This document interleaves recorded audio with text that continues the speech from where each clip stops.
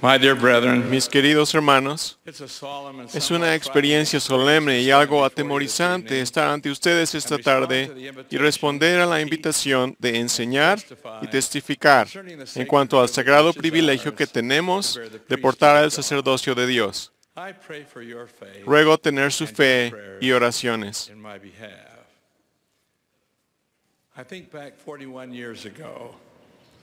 Pienso en un periodo de hace 40 años, cuando fui llamado a Quórum de los 12 en esta conferencia, y me reuní con los miembros en el templo, en la reunión, y se me preguntó cuál sería el himno favorito que yo escogería.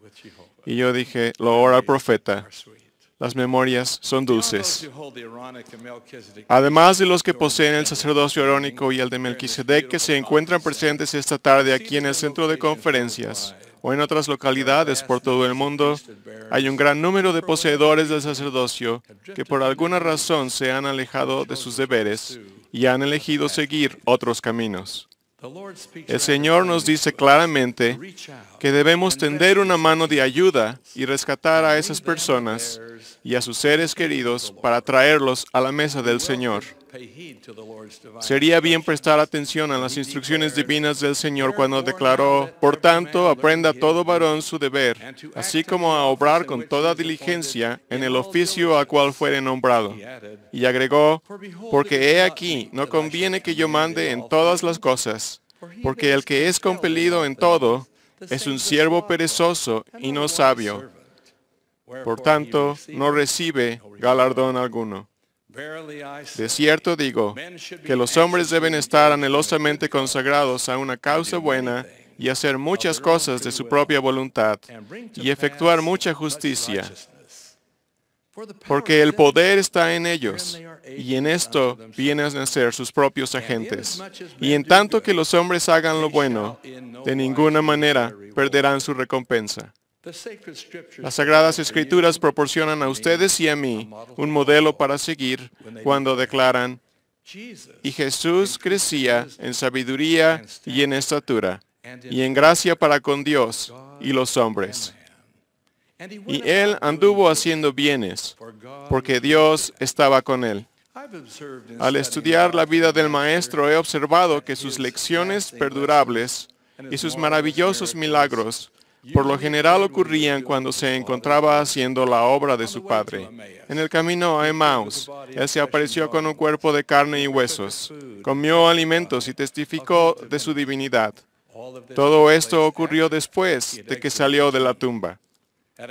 Antes de eso, mientras se encontraba en el camino a Jericó, le restauró la vista a un ciego.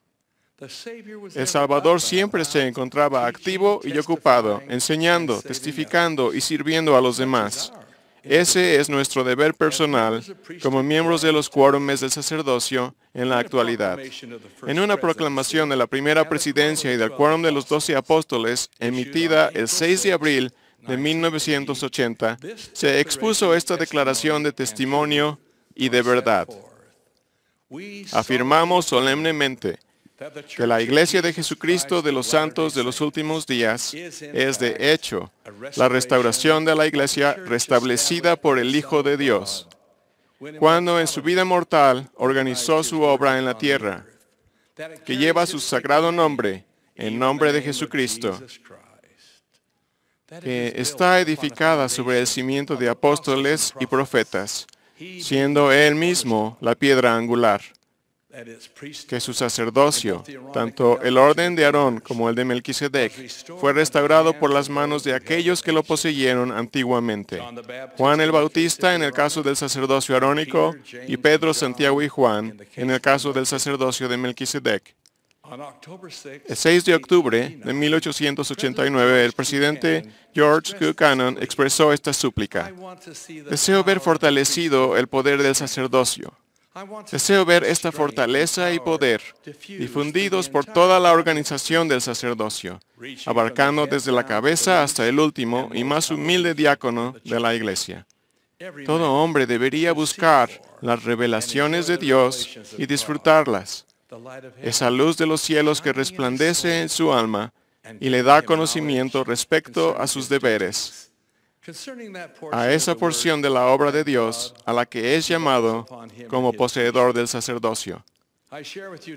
Esta tarde compartiré con ustedes dos experiencias de mi vida, una que se llevó a cabo cuando yo era un jovencito y la otra en cuanto a un amigo mío que era esposo y padre de familia. Poco después que fui ordenado al oficio de maestro en el sacerdocio arónico, fui llamado a servir como presidente del quórum. Nuestro asesor Harold se interesaba en nosotros y nosotros lo sabíamos. Un día me dijo, Tom, a ti te gusta criar palomas, ¿verdad? Le respondí con un entusiasta, sí. Luego me preguntó, ¿te gustaría que te regalara una pareja de palomas de raza pura? Esta vez contesté, sí, claro. Las que yo tenía eran de las ordinarias que atrapaba en el techo de la escuela primaria. Él me invitó a que fuera a su casa la tarde siguiente. Ese día fue uno de los más largos de mi vida. Yo había estado esperando una hora antes de que él regresara a casa del trabajo.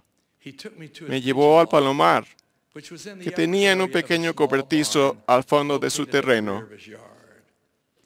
Mientras yo contemplaba las palomas, que eran las más hermosas que hasta entonces había visto, él me dijo, escoge cualquier macho y te daré una hembra que es distinta a todas las palomas del mundo. Después de hacer mi selección, él me puso en la mano una diminuta hembra. La miré y le pregunté qué era lo que la hacía diferente de las otras. Me contestó, obsérvala con atención y verás que tiene un solo ojo. Era cierto, le faltaba un ojo, que había perdido en una pelea con un gato. Llévalas a tu palomar, me aconsejó. Tenlas encerradas unos 10 días y después suéltalas para ver si se ha acostumbrado al lugar y se quedan allí. Seguí las instrucciones de Harold. Cuando la solté, el macho se pavoneó un poco por el techo del palomar y luego entró a comer. Pero la hembra desapareció en un instante. Inmediatamente llamé a Harold y le pregunté si la paloma tuerta había regresado a palomar de él. Ven, dijo, y nos aseguraremos. Mientras caminábamos desde la cocina hasta el palomar, mi asesor comentó, Tom, tú eres el presidente del quórum de maestros. Por supuesto, yo ya sabía eso. Luego agregó, ¿qué piensas hacer para activar a Bob, que es miembro de tu quórum? Le contesté, lo invitaré a la reunión del quórum esta semana.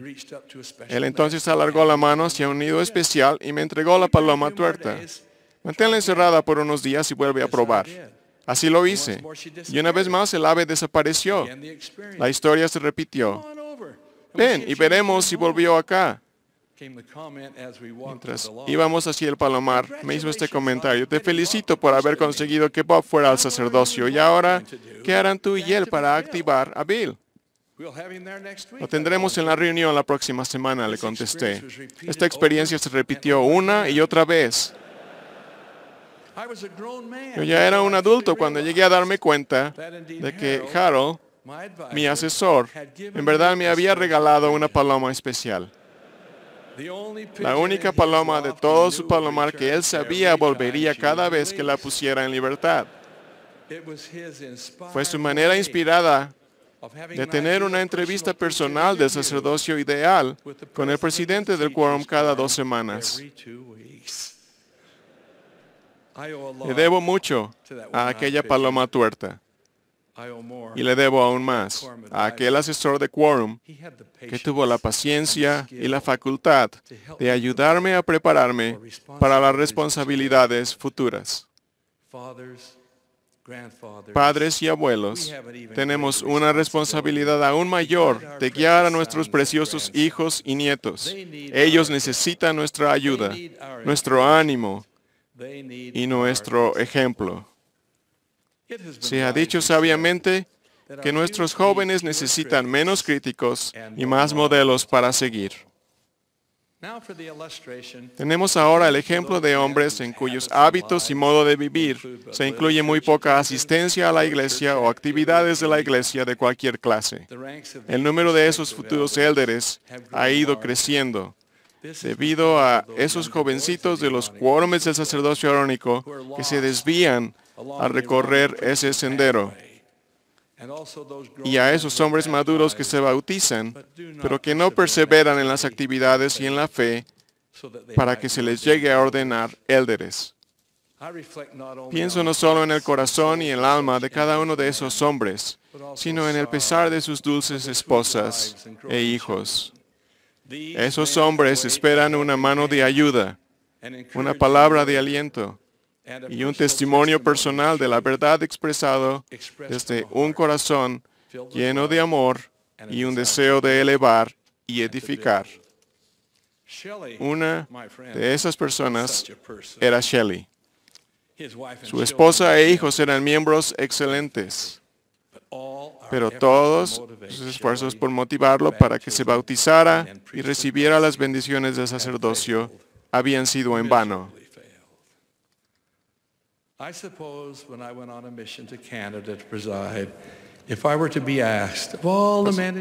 Cuando se me llamó a presidir la misión de Canadá, si se me hubiera preguntado de todos los hombres que no se bautizarían, ¿quiénes piensas? Y hubiera dicho, Shelley, mi amigo.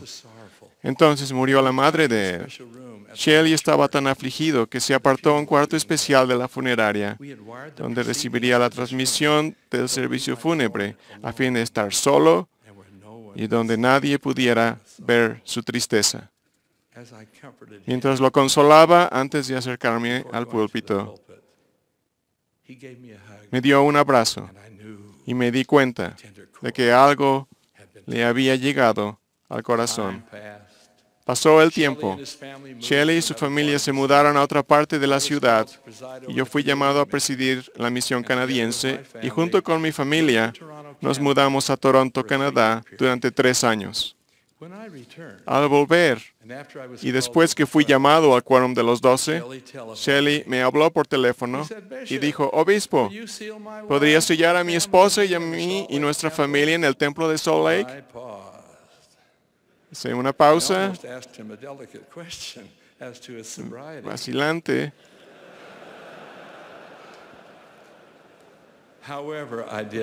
Le contesté, Shelley, primero hay que hacerse miembro de la iglesia. Se rió y respondió, me encargué de eso mientras usted estaba en Canadá. Lo hice para darle la sorpresa. Tenía un maestro orientador que solía visitarnos con regularidad y me enseñó las verdades de la iglesia. En su trabajo, él ayudaba a los niños todas las mañanas al cruzar la calle para ir a la escuela y por las tardes cuando volvían a casa. Y me pidió que le ayudara. Durante los ratos en que no había niños que cruzar, me daba más instrucción acerca de la iglesia. Tuve el privilegio de ver ese milagro y sentir el gozo en mi corazón y alma. Se efectuaron los sellamientos y quedó unida una familia. Poco después murió Shelley. Yo tuve el privilegio de hablar en los servicios funerales. Tendré por siempre grabada en mi memoria la imagen del cuerpo de mi amigo Shelley en el féretro, vestido con la ropa del templo. Derramé lágrimas de gratitud porque se había hallado al que estuvo perdido. Aquellos que han sentido la influencia del amor del Salvador por alguna razón no pueden explicar el cambio que se efectúa en sus vidas. Tienen el deseo de servir con más fidelidad, caminar con más humildad y vivir más como el Salvador. Después de recibir su vista espiritual y vislumbrar las promesas de la eternidad, hacen eco a las palabras del hombre ciego a quien Jesús le restauró la vista, que dijo, una cosa sé, que habiendo yo sido ciego, ahora veo. ¿Cómo podemos explicar esos milagros? ¿A qué se debe el aumento en la actividad espiritual de hombres que por tanto tiempo habían sido menos activos? El poeta al hablar de la muerte escribió, Dios tocó al hombre y durmió. Yo digo al hablar de este nuevo nacimiento, Dios tocó a los hombres y despertaron. Hay dos razones fundamentales que en gran parte son responsables de estos cambios de actitud, de hábitos, de acciones. Primero, a estos hombres se les han dado a conocer sus posibilidades eternas y han tomado la decisión de lograrlas. Ya no pueden sentirse conformes con la mediocridad una vez que la excelencia está a su alcance. Segundo, otros hombres han seguido la admonición del Salvador y han amado a su prójimo como a sí mismos. Han ayudado a realizar los sueños y las ambiciones de su prójimo. En este proceso, el catalizador ha sido el principio del amor. El transcurso del tiempo no ha alterado la capacidad del Redentor para cambiar la vida de los hombres. Tal como le dijo a Lázaro el muerto, así nos dice hoy, ven fuera. Yo agrego, sal de la desesperación de la duda, sal de la aflicción del pecado, sal de la muerte de la incredulidad, sal a una nueva vida. Al hacerlo y al dirigir nuestros pasos a lo largo de los senderos donde Jesús caminó, recordemos el testimonio que Él dio. He aquí, yo soy Jesucristo, de quien los profetas testificaron que vendría al mundo. Soy la luz y la vida del mundo. Soy el primero y el último. Soy el que vive. Soy el que fue muerto. Soy vuestro abogado ante el Padre. Hay miembros de quórumes y aquellos que deberían ser miembros de nuestros quórumes que necesitan ayuda. John Milton escribió lo siguiente: las ovejas hambrientas miran hacia arriba y no reciben sustento. El Señor mismo le dijo al profeta Ezequiel: ay de los pastores de Israel que no apacientan a las ovejas.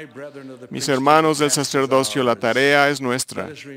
Sin embargo, recordemos y nunca olvidemos que tal empresa no es imposible. Los milagros se encuentran por doquier cuando se magnifican los llamamientos del sacerdocio, cuando la fe reemplaza la duda, cuando el servicio desinteresado elimina los deseos egoístas. El poder de Dios lleva a cabo sus propósitos. Estamos en la obra del Señor. Tenemos derecho a recibir la ayuda del Señor, pero debemos esforzarnos.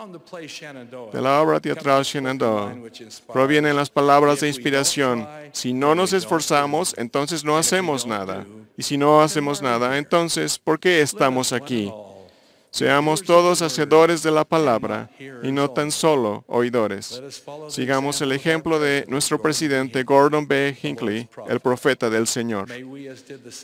Que al igual que los seguidores del Salvador de antaño respondamos a la invitación: venid en pos de mí y os haré pescadores de hombres. Que así sea. Es mi oración. En el nombre de Jesucristo. Amén.